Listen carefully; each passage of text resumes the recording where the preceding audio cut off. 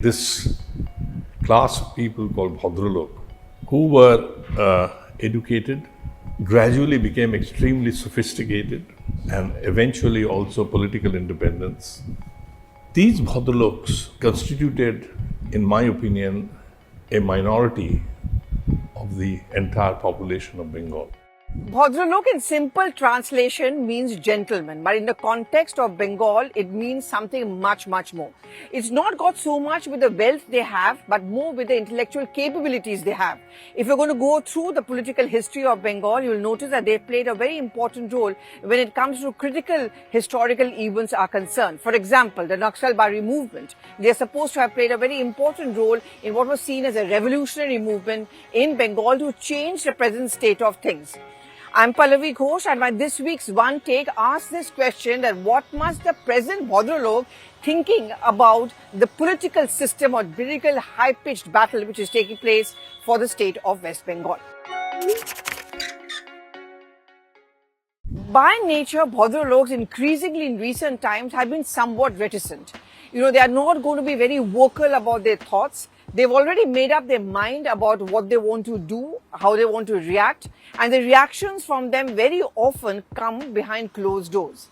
One thing very clear about them is that they are savvy, they are suave, they are very intellectual, they think very highly of themselves, and very often they have a strong disapproval about the way things are being done around them.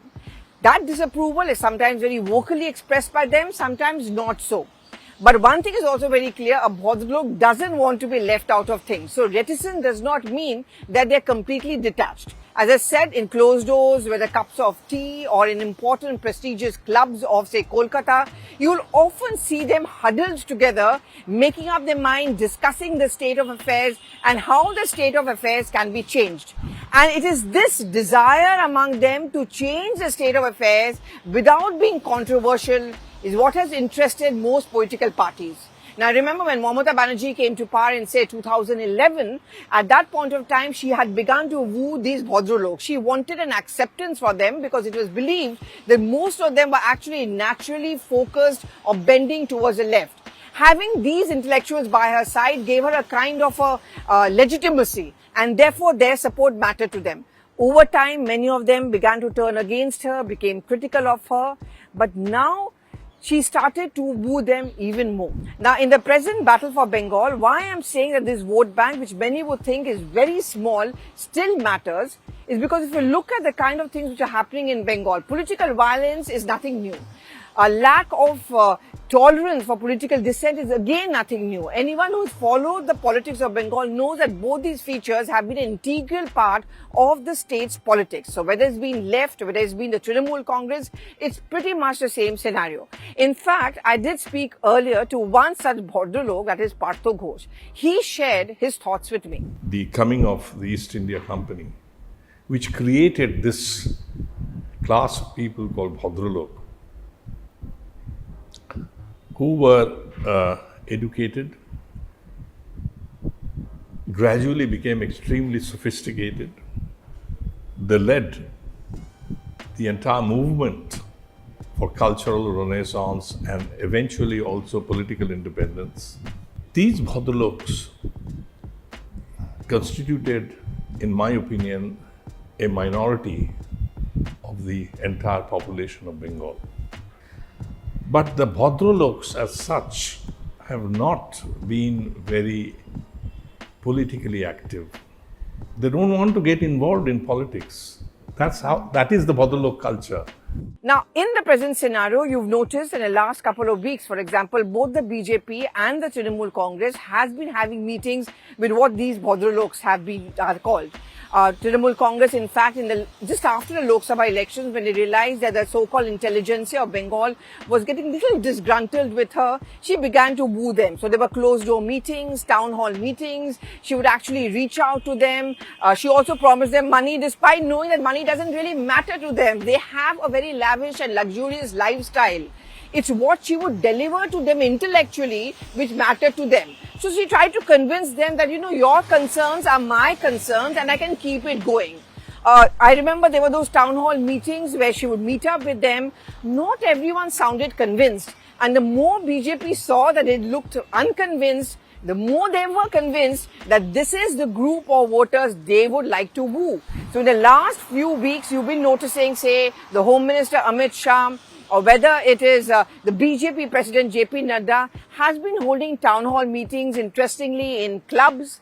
And also, for example, in, say, Rajarhat, Newtown, the newly developed planned suburbs of Kolkata, reaching out to them and sort of convincing them that, we are going to bring Sonal Bangla. See, no one likes a disruption in their lifestyle, and a Bhadralok stands apart from the others to this extent. And interestingly, and many would say ironically so, that because on one hand they may have been a part of the revolutionary movement which brings disruption, but they also do not want a complete disruption in their lifestyle, which is why they don't like this kind of political violence or political cacophony.